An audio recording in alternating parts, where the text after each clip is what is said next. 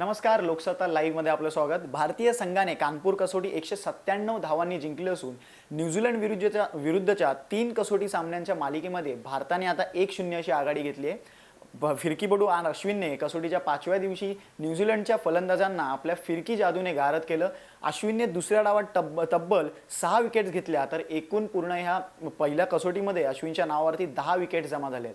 दुसऱ्या बाजूला रवींद्र जडेजाने दुसऱ्या डावामध्ये 1 विकेट घेतली, पण त्याच्या आधीच्या पहिल्या डावात त्याच्या नावावरती 5 विकेट जमा आहेत. त्यामुळे एकूण 6 विकेट्स आणि अर्धशतकी त्यांनी केलेली कालची झुंजार खेळी याच्या बळावरती त्याला आज सामनावीराच्या पुरस्काराने गौरवण्यात आलं. न्यूझीलंडकडून ल्यूक रॉन्चीने सर्वाधिक 80 धावांचं योगदान दिलं, तर मिचेल सँटनरनेही चांगली झुंज दिली. आजच्या दिवसाच्या सुरुवातीला मिचेल सँटनर आणि ल्यूक रॉन्ची ही जोडी फोडण्यात भारतीय संघाला अगदी 21व्या षटकानंतर यश आलं आणि ही जोडी फुटल्यानंतर म्हणजे ही जोडी रवींद्र जडेजाने फोडून दिली.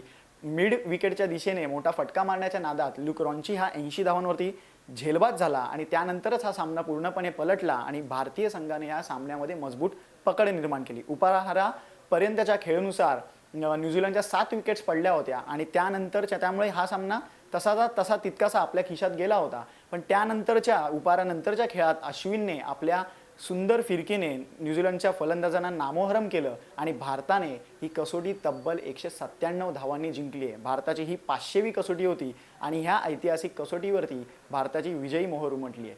ताज्या बातम्यांसाठी आणि लाईव्ह अपडेटसाठी पाहत रहा लोकसत्ता.com.